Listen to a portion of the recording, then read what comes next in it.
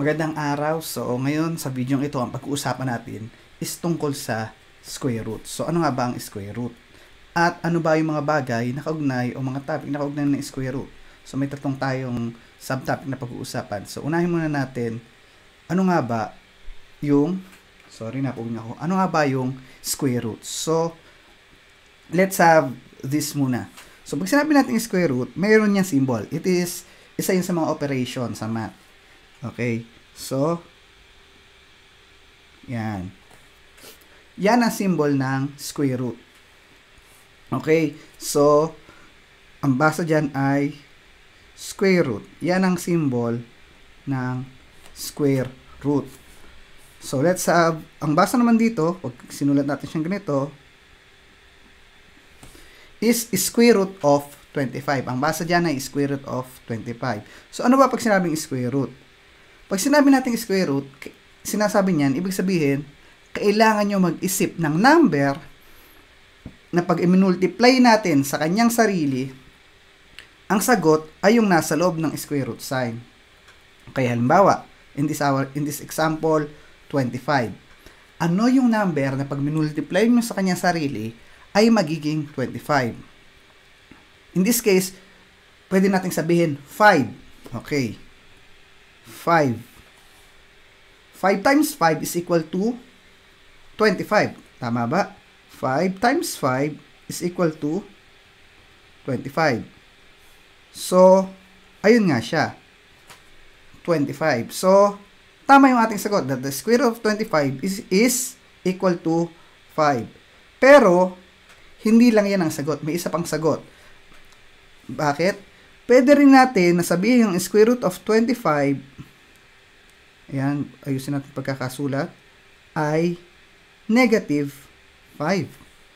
Try natin. Negative 5 times negative 5 is equal to positive 25. 25 din, ayan, pakita natin ng konti, isa daw ng konti.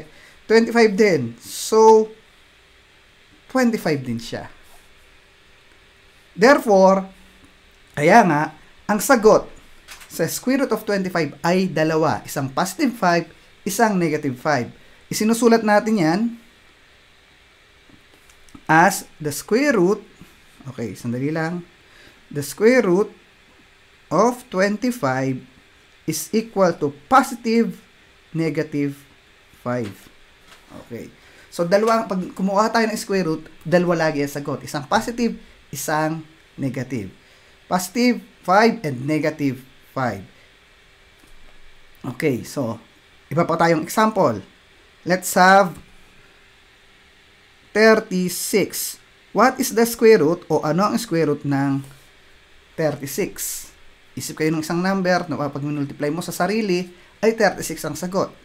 So, ang sagot dito ay 6. At syempre, sabi nga natin, ayan, kumanto, sabi nga natin, dalawa ang sagot lagi, isang positive, isang negative.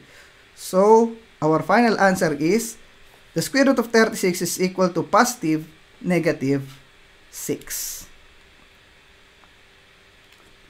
Isa pa. How about, paano naman ang square root ng 81? Ang square root ng 81 ay positive, negative 9. Dahil pag multiply mo ang 9 sa kanyang sarili, magiging 81. Positive 9 times positive 9 is equal to 81. Negative 9 times negative 9 is equal to 81. So, yan yung tinatawag nating square root. Okay? So, may tinatawag pa tayong tinatawag natin na principal root. Principal root. Hindi ito yung principal nyo sa school ha. Pag sinabi natin principal root, ang tinutukoy natin doon ay yung positive na square root lang. So, gaya ng halimbawa natin dito sa itaas, ang square root ng 81 ay positive, negative 1. Pag sinabi nating principal root ng 81, ang hinahanap lang natin ay yung positive 9. Ito ang ating principal root. Malinaw yon? Okay. Now, ngayon, paano naman Ang iba pang example, halimbawa, example nyo ay 10. Mag-isip ng number or meron bang number na pag multiply mo sa sarili ay equal sa 10? Wala. Wala kayong makukuhang number na pag multiply sa sarili ay equal sa 10. Ang tawag natin dyan ay irrational.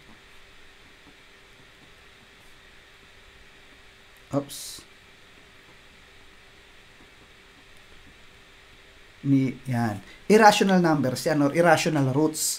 Ibig sabihin, wala tayong eksaktong sagot. Okay? Pag walang eksaktong sagot, irrational yon. So, ano ba yung mga eksaktong sagot? Ang tawag natin doon ay perfect square. Perfect square.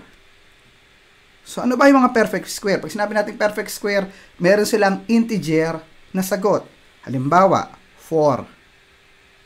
Ang 4 ay perfect square.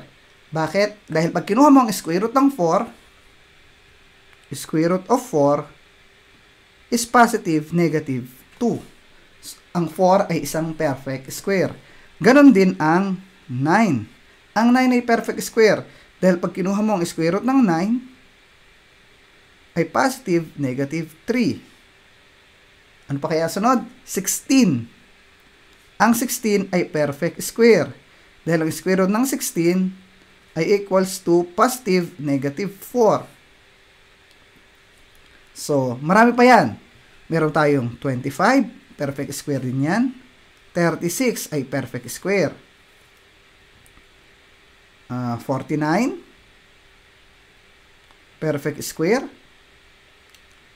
64 is also a perfect square. Perfect square din ng 81. Ganon din ang 100. 121. At marami pang iba. Dire-diretso pa yan. Yan yung mga perfect square na tinatawag natin. Dahil sila ay may eksaktong sagot. So, paano naman kung wala eksaktong sagot? Balik nga tayo. Yun yung tinatawag nating irrational numbers. Okay? Irrational roots. Wala silang eksaktong sagot. So, hindi sila perfect square. Marami pa yung perfect square. Tandaan, kapag ang number ay perfect square, rational siya. Kapag ang number ay hindi perfect square, irrational siya. Okay?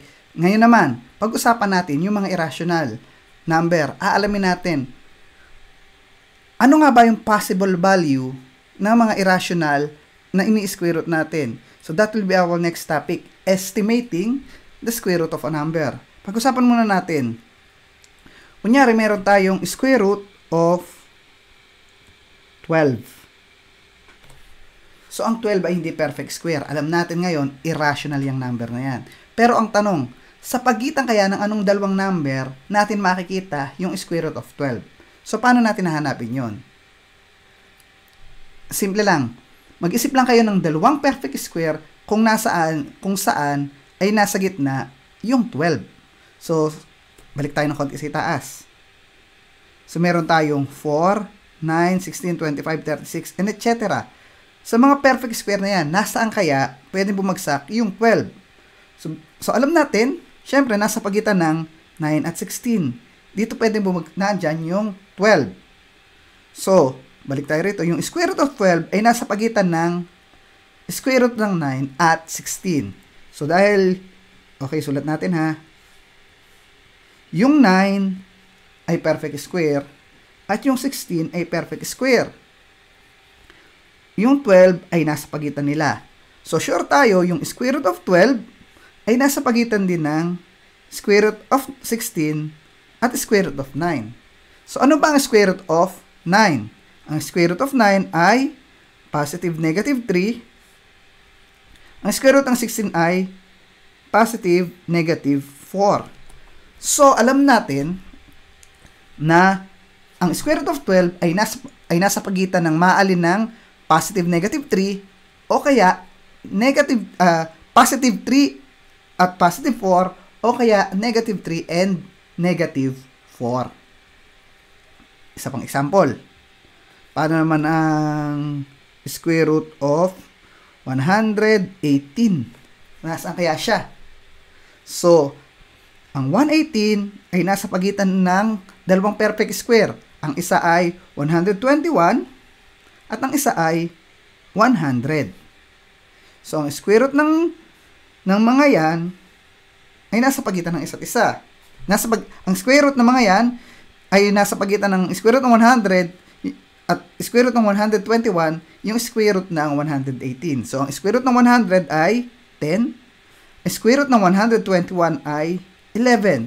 So, alam natin na ang square root of 118 ay between positive 10 and positive 11 o kaya negative 10 and negative 11.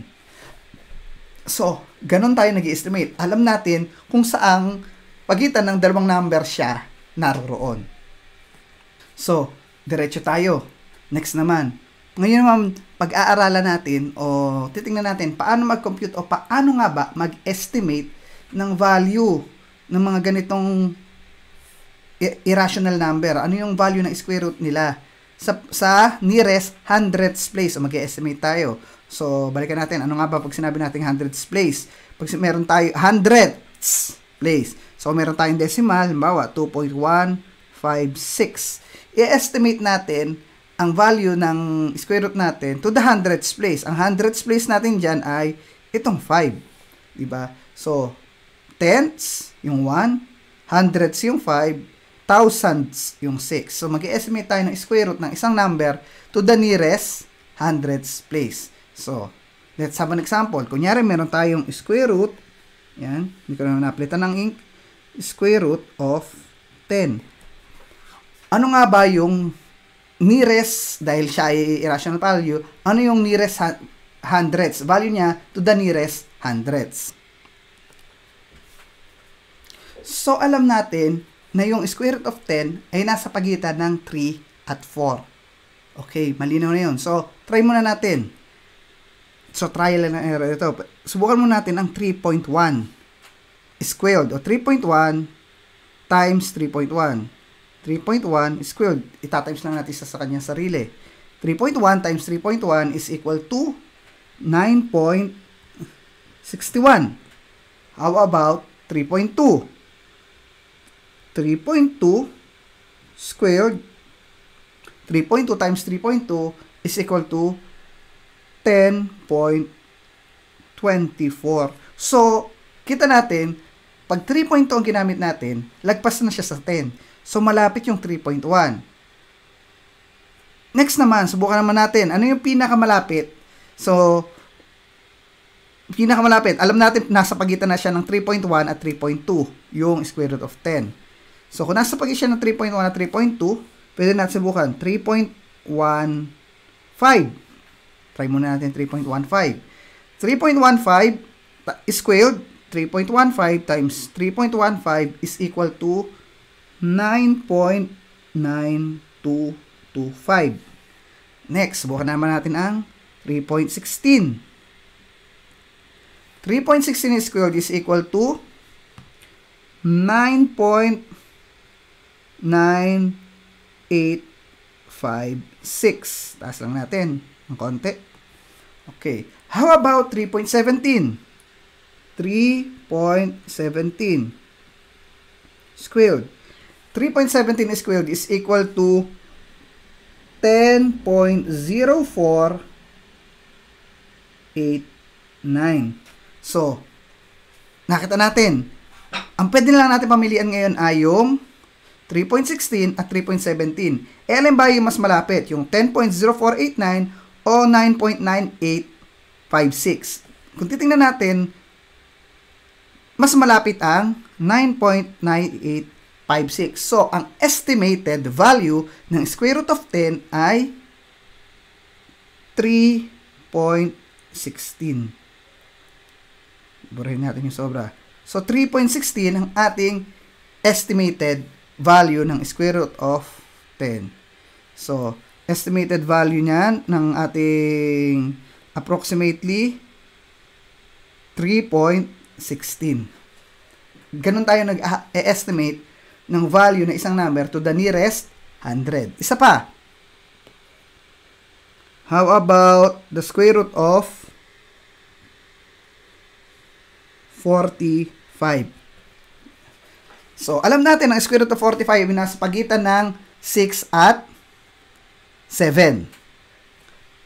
Kasi 36 ang nasa pagitan siya ng dalawang perfect square na 36 at 49. Ang square root ng 36 ay 6, ang square root ng 49 ay 7. So, ang square root ng 45 ay nasa pagitan ng 6 at 7. So, dahil nasa pagitan siya ng 6 at 7, pwede tayong mag-try na ng value, magbigay tayo ng isang decimal point. Isang tip, tingnan nyo muna agad, saan siya mas malapit? Sa square root of 6 of 36 o sa square root of 7. So, yung 45, kung titingnan natin, mas malapit siya, square root of 7 rather, square root of 49. So, tingnan natin yung values. Saan mas malapit yung 45? Sa 36 o sa 49? Yung 45 ay mas malapit sa 49. So, pwede nyong gawin na ang gamitin nating value is yung mas malapit sa 7. So, 6.9. Try natin ng 6.9. Squared. 6.9 squared is equal to 47.61. Yan. So, lagpas na tayo. Tingnan natin, pwede rin tayong bababa kasi. 6.8, sorry, ayusin natin yung decimal. 6.8 squared. Ang 6.8 squared ay equal to 46.24. Medyo malayo pa rin. Try natin ang 6.7. Trial and error tayo. 6.7 squared is equal to 44.89. So, ayun na. Malapit na tayo. Lumagpas na tayo. So, alam natin ngayon na ang square root of 45 ay nasa pagitan ng 6.8 at 6.7. Now, tingnan natin saan kaya mas malapit yung sa 6.7 or sa 6.8. Tingnan natin sa 6.7. So, pwede natin gawin, sunod natin is 6.71 naman. Kasi nearest 100 tayo. So, 6.71 squared is equal to 45.0241. Subukan natin ng 6.72 squared. Ang 6.72 squared ay malapit sa 45 is equal to 45.1584. Ayan. So, alin ang mas malapit sa 45? Yung 6.71 o yung 6.72? So, dahil mas malapit yung 6.71, approximately, the square root of 45 is approximately 6.71. And that will be the estimate of yun yung estimation ng square root ng ating irrational number. So, meron tayong value. Paano naman natin siya ngayon ilalagay sa number line? And that will be our pangatlong topic. Plotting the square root of a number. So, kuhanin muna natin itong una. Square root of 10 is equal to 3.16. Gamitin natin. Square root of 10 is equal to 3.16. So, gawa tayo ng number line. So, para mas convenient sa atin, 1, 2, 3, 4, 5. 3.16. Saan kaya siya mas malapit? Sa 3 o sa 4? Obviously, mas malapit siya sa 3. So, pwede nating i-plot dito, ayan. Maglagay tayo ng malaking tuldok. At yan ang ating square root of 10. How about yung isa nating value? Tingnan natin. Square root of 45 is equal to 6.71. So, we have square root of 45 which is equal to 6.71. Pwede ulit tayong gawa ng number line. Yan, natusok na ako ng number line ko. Number line, yan. So, gawa tayo ng number line. 4, 5, 6, 7, 8. 6.71. Saan kaya siya mas malapit? Sa 6 o sa 7? So, dahil 6.71, malamang nasa bandang dito siya. Gumamit na ako ng red na ink ha. Nandiyan siya sa side na yan. So, that will be our estimated value. Doon nakaplot ang square root of 45. And that's how you plot the square root of a number sa number line. So, that is all for today for the square root. Tandaan, ano ang square root? Ito yung number na pag multiply mo sa kanyang sarili, ang sagot ay yung original number. Yung original number. At tandaan, laging dalawa ang sagot. Isang positive, isang negative. But when we talk about principal root, ang pinag-uusapan natin is yung positive value o yung positive na square root agad natin. So, kapag ang number ay walang eksaktong square root o hindi integer ang square root niya, siya ay irrational number. Pero kapag ang number ay may eksaktong square root o integer ang square root, ang tawag natin doon ay perfect squares. At ang perfect square ay rational number. Kung siya ay irrational number, pwede nating i-estimate ang kanyang value, pwede nating malaman kung nasa pagitan ng anong dalawang number siya. So, tingnan lang natin kung anong perfect squares ang pumapagitna sa kanila sa given natin, at pag kinuha natin yung square root ng perfect square, sure tayo na yung square root ng given natin is nasa pagitan ng dalawang number na yon. At pwede nating i-estimate ang value ng irrational number sa pamagitan ng trial and error. And syempre, pwede natin silang i-plot sa number line sa pamamagitan ng pagkuha ng value na estimate natin to the nearest hundreds at alamin natin saan ba siya pwede ilagay. So, that's all for today. Hopefully, may naintindihan kayo about the square root of a number. So, see you sa susunod na video lessons pa natin.